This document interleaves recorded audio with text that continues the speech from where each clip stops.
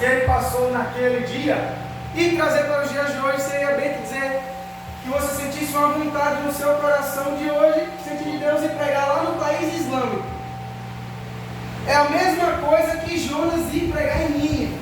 Você pregar hoje no país islâmico, você chegar em uma praça e chegar em qualquer lugar lá, você não vai durar uma semana.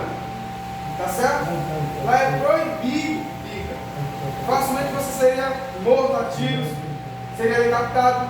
Ou seja, é a mesma coisa que hoje você tem sentir vontade de ir lá no país islâmico pregar o evangelho e ter esse medo. Então foi isso que Jonas passou. Tá certo? E eu acredito que se fosse na situação de Jonas, muita gente não iria. Tá bom? Porque você teria noção que estaria indo lá para pregar o evangelho, mas você também teria consciência que iria ser morto lá mesmo. É a mesma coisa que você pensar, eu vou lá pregar, mas lá eu vou morrer. Foi isso que Jonas pensou na verdade, e fez. Ele não fez, obedeceu. Mas a gente lê a história de Jonas, a gente fala, não, se fosse eu iria, não faço, Deus estava comigo. Mas a situação real é um pouco diferente. Então é isso, uma das grandes fraquezas do homem, que é a capacidade de falar e a fraqueza de ter a atitude. Isso é uma grande fraqueza do homem. Quero deixar essa parte no versículo 3 e quero ir lá para o versículo 4. Capítulo 1, versículo 4 vai dizer assim: no entanto, Deus mandou um forte vento e houve uma tempestade no mar. Era tão violenta que o navio estava em perigo de se partir ao meio. Os marinheiros ficaram com muito medo e gritavam por socorro, cada um ao seu Deus. E para que o navio ficasse mais leve, jogaram a carga no mar. Esse é o segundo ponto de vista que eu quero tirar dessa história.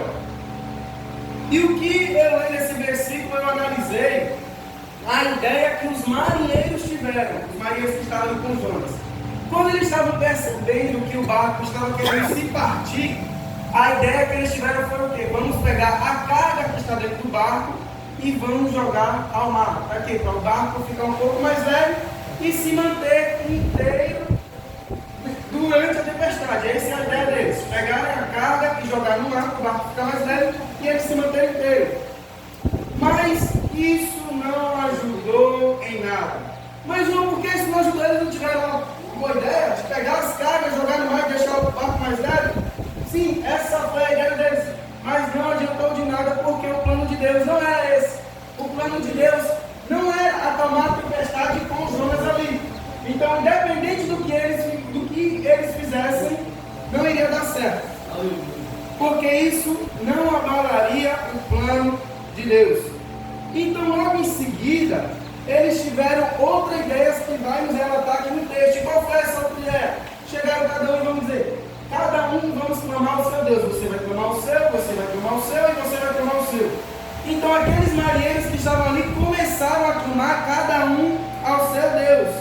E começaram a clamar de um lado, começaram a clamar de outro. Só que de novo a ideia do homem falhou.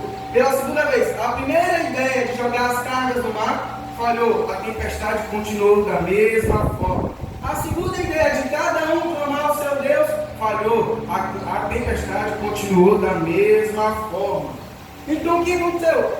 Eles, percebendo que a tempestade estava da mesma forma, resolveram chamar Jonas, que estava dormindo no fundo do barco, estava dormindo no porão do barco. E eles chamando Jonas, eu imagino que eles chamando, conversando: pô, Jonas, está cada um aqui. Esse está clamando ao Deus dele, esse está clamando ao Deus dele, e esse está clamando ao Deus dele. E eu, meu. E você é o único que está dormindo. E a gente que conhece a história, a gente sabe que o Jonas confessou, disse que traiu ao Deus dele, e aconteceu aquilo.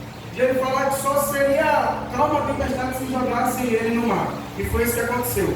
Ele foi jogado no mar. Então, o que eu lendo esses versículos, esses 3 versículos, eu aprendi para mim. Eu vou dizer agora. Eu aprendi o seguinte: independente do seu plano, independente da sua ideia, independente do seu desejo, a vontade que prevalece é a de Deus. Glória a Deus. Vocês viram aqui no texto, foi 2 coisas interessantes que eu resolvi pegar. Porque quando a gente escuta a história de Jonas, a gente vê a parte onde ele abandona Nínive, onde ele é engolido pela baleia, onde ele passa pelo caminho debaixo do mar e quando ele prega em Nínive. Então, eu já sabendo que isso é muito fácil, sobre quando a gente prega a história de Jonas, eu resolvi pegar essas duas partes diferentes. A parte onde os marinheiros jogam as cargas do mar, que é a parte da ideia que eles tiveram de deixar o barco mais leve se manter inteiro, e falhou. E a segunda ideia que eles tiveram de cada um clamar ao Deus deles, provando mais uma vez que o nosso Deus é único, vivo e poderoso. Então foi esses dois pontos que eu quis tirar para mim. Então, o que eu aprendi lendo esse texto? Que independente do seu desejo, se você está com a vontade ou não, se não agradar a Deus, não vai se cumprir. Independente, a vontade de Deus é boa e agradável. A vontade de Deus é boa e agradável.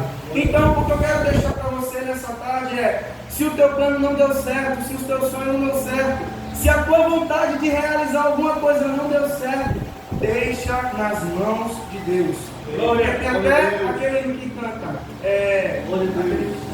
tem até aquele hino que fala: os planos de Deus são maiores que os teus. Então eu quero deixar isso para você nessa tarde. Os planos de Deus são maiores que os teus. Então deixa teus sonhos na mão dele. Amém? Aqui eu agradeço.